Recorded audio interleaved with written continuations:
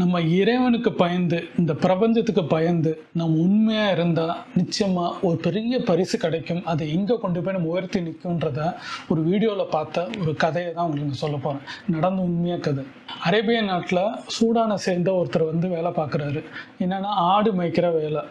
ஆடு மேய்ச்சினா நிறைய ஆடை வச்சு அவர் மேய்ச்சிட்டு இருக்கிற போது அந்த பாதையில் ஒரு காரில் வந்துட்டு இருக்கிறவங்க பார்த்துக்கிட்டே வராங்க. ஆடை பார்த்து பிடிச்சி போய் அவர்கிட்ட கேட்குறாங்க, அதுலேருந்து ஒரு ஆடு எனக்கு கொடுக்க முடியுமா அப்படின்னு கேட்கும்போது அவர் சொல்கிறாரு, என்னால் தர முடியாது அப்படின்னு. ஒன்று ஏன் அப்படின்னு கேட்குறாங்க.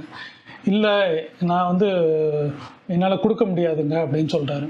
நீ எவ்வளோ சம்பளம் வாங்குறேன்னு கேட்டப்போ 100 ரியால் வாங்குகிறேன், என் ஓனர் கொடுக்குறாரு அப்படின்னு சொல்கிறாரு.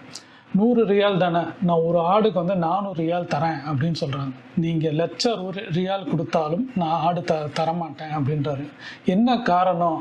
உங்கள் முதலாளி நினச்சி பயப்படுறீங்களா? இல்லை இந்த ஒரு ஆடு, இத்தனை ஆடு இருக்குது, ஒரு ஆடு குறைஞ்சா கூட நீங்கள் சொன்னால் அவங்க நம்ப மாட்டாங்களா? இல்லை செத்து போச்சு, இல்லை வேறு ஏதாவது ஆச்சுன்னு சொன்னீங்கனாலும் அவங்க நம்ப தானே செய்வாங்க அப்படின்னு அவர் கேட்குறாரு. இல்லை, நான் போய் சொன்னாலும் அவங்க நம்புவாங்க, ஆனால் நான் என்னோட ஓனருக்காண்டி நான் நினச்சி பயப்படல அப்படின்றவர் சொல்கிறாரு.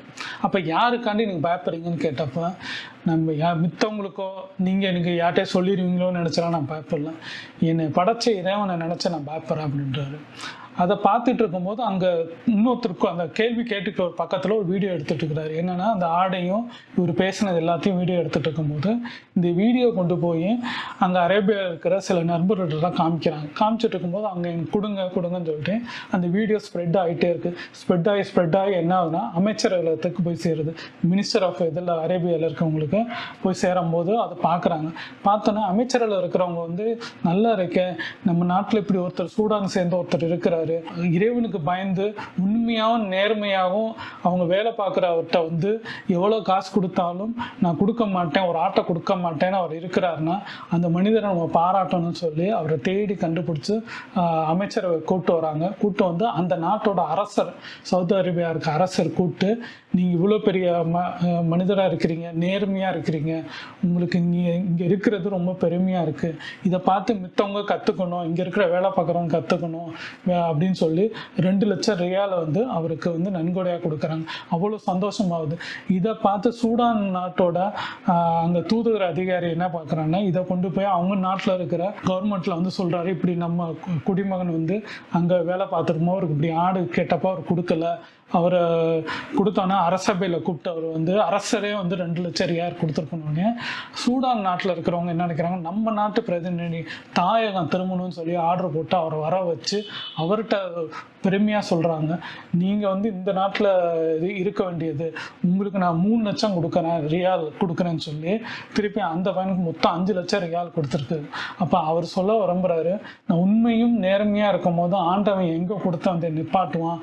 இது ஒரு ஆடு விஷயத்தில் நம்ம நினச்சிருந்தோம், நடந்த ஒரு இன்சிடெண்ட்டை தான் அவங்க போஸ்ட் பண்ணியிருக்கிறாங்க.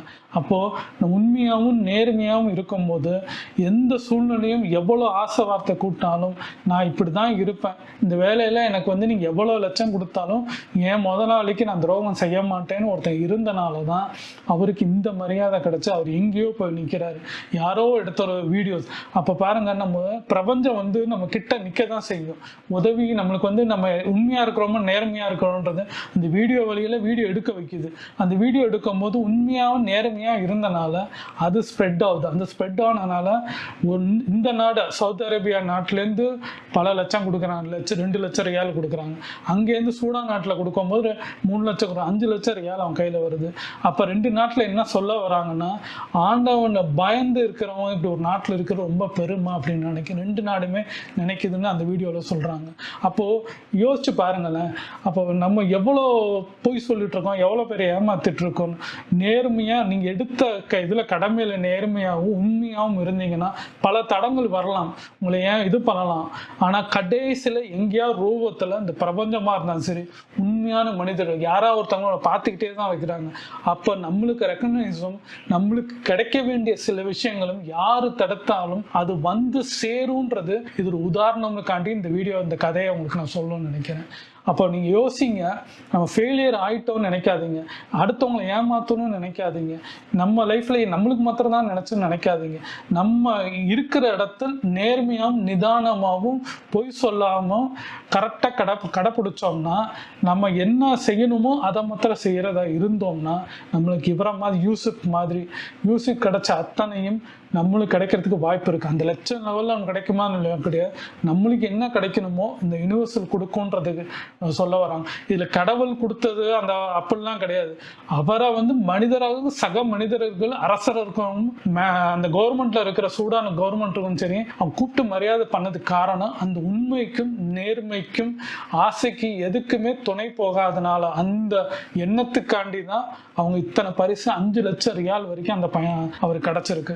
அப்போ எல்லாரும் இது யோசிங்க. யாரும் ஏமாத்துறீங்கன்னு எதுவுமே கிடக்காது, மறந்துடுவாங்க. நீங்கள் ஏமாத்துறீங்கன்னு ஒரு திருடன்னு சொல்லி ஜெயிலில் வேணால் போடலாம். ஆனால் உண்மையாக நேர்மையாக இந்த மாதிரி இருந்தோம்னா உலகத்துக்கு நமக்கு தெரியும். உலகத்துக்கு தெரியறதுக்காண்டி நீங்கள் இருங்கன்னு நான் சொல்ல மாட்டேன். உங்களுக்கு நீங்கள் உண்மையாக நேர்மையாக இருந்தீங்கன்னா அடுத்தவங்களுக்கு நீங்கள் உண்மையாக நேர்மையாக இருப்பீங்க.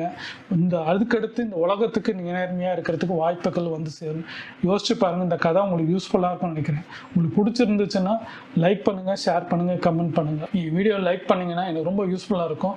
எனக்கு வீடியோ ரெக்கமெண்டேஷனாக இருக்கும். எனக்கு ரொம்ப யூஸ்ஃபுல்லாக இருக்கும். லைக் பண்ணுங்கள் ஃப்ரெண்ட்ஸ்.